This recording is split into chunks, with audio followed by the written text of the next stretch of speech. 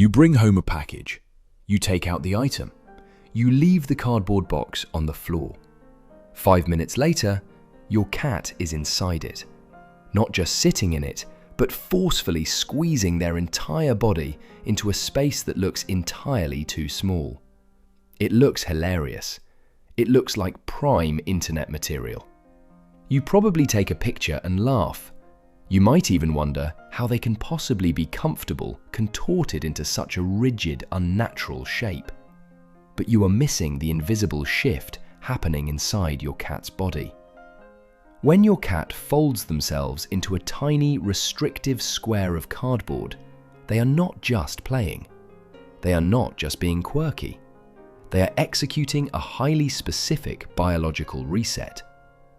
Let's start with the physical reality of your house. To you, your living room is perfectly comfortable. To your cat, it is likely freezing. A cat's thermoneutral zone, the temperature range where they do not have to expend any extra metabolic energy to stay warm, is between 86 and 97 degrees Fahrenheit. Unless you live in a greenhouse, your home is nowhere near that warm. Cats are descendants of the desert-dwelling African wildcat. Their bodies are evolutionarily wired for intense heat. So when your cat wedges themselves into a tiny space, they are instantly solving a biological problem. Corrugated cardboard is an incredible insulator.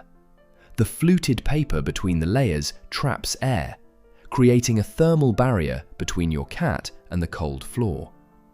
By curling into a tight ball and pressing their fur against the rigid sides, they are trapping their own body heat. You will see the physical signs of this thermal conservation immediately. Their paws tuck tightly under their chest to prevent heat loss from their toe beans. Their tail wraps tightly around their body like a scarf. Their eyes drop to a half close. They are not just resting, they are running a highly efficient thermal engine. But warmth is only the first layer of the reveal.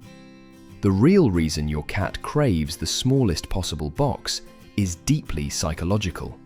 It is about environmental control. Cats are master predators, but their size also makes them potential prey. In an open room, a cat has to subconsciously monitor 360 degrees of space. They have to track the door. They have to track your footsteps. They have to listen to the shifting of the house. They have to process the shadows moving across the window. A tiny box instantly eliminates all of that neurological heavy lifting. By pressing their back and sides against solid walls, your cat only has to watch one single direction, forward. The box is not a bed. It is a sensory shield. This is where the science of feline stress becomes impossible to ignore. Researchers at the University of Utrecht conducted a widely cited 2014 study observing the behavioral dynamics of shelter cats. They gave half the incoming cats hiding boxes and left the other half without them. The results were measurable, dramatic, and immediate. The cats with boxes experienced a massive drop in stress scores within just 3 to 4 days. The cats without boxes remained highly stressed, defensive, and agitated for weeks.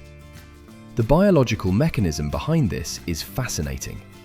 The physical pressure of the tight space actually downregulates the cat's sympathetic nervous system. It acts as a physical barrier that drops their circulating cortisol levels. It physically pulls them out of the fight or flight response. The intense compression against their sides acts like a deep pressure therapy vest. If you have an expensive plush cat bed gathering dust in the corner right now while your cat sleeps in a dirty shoebox, you already know exactly what I mean. But once you understand the nervous system, that choice makes perfect sense. A soft bed offers no resistance. It offers no compression. It offers no walls. To a stressed, overstimulated, or simply exhausted cat, a plush bed is useless. They do not want softness. They want armor. But there is another hidden layer to the cardboard itself that most owners completely overlook. It is about scent. Cats navigate their world primarily through olfactory maps, a complex web of smells that tells them what is safe and what is dangerous. Cardboard is highly porous. When your cat rubs their cheeks against the inside corners of a box, they are depositing facial pheromones. Because the space is so small and the material is so absorbent, the box immediately fills with their own unique scent profile. They are rapidly building a micro-territory. Within 10 minutes, that random Amazon box smells entirely like them, creating a powerful internal map of safety. Here is the one practical check you can do to see this neurological shift happening in real time. The next time your cat forces themselves into a tiny box, look closely at their facial tension. Watch the whiskers. If the whiskers are pulled back tight against the cheeks and their ears are swiveling like radar dishes, they are still on alert. But if the whiskers drape softly forward and the eyes slowly blink, you are watching their nervous system actively power down. They are using the box to medicate their own background anxiety. But this is where we have to look at the hidden downside. Because there is a critical moment when the box stops being a tool for comfort and becomes a warning sign. Most owners miss this shift completely until it is too late. It is perfectly normal for a cat to use a box to decompress after a loud noise, a visitor, or a sudden change in the house. It is normal for them to take a deep nap in it. But if your cat suddenly starts spending 80 to 90% of their day wedged into a tight space, the behavioral logic has changed. If they stop greeting you at the door, if they hesitate to come out when they hear the food can open, if they stay in the box even when the house is completely quiet and safe, that is no longer decompression. That is active withdrawal.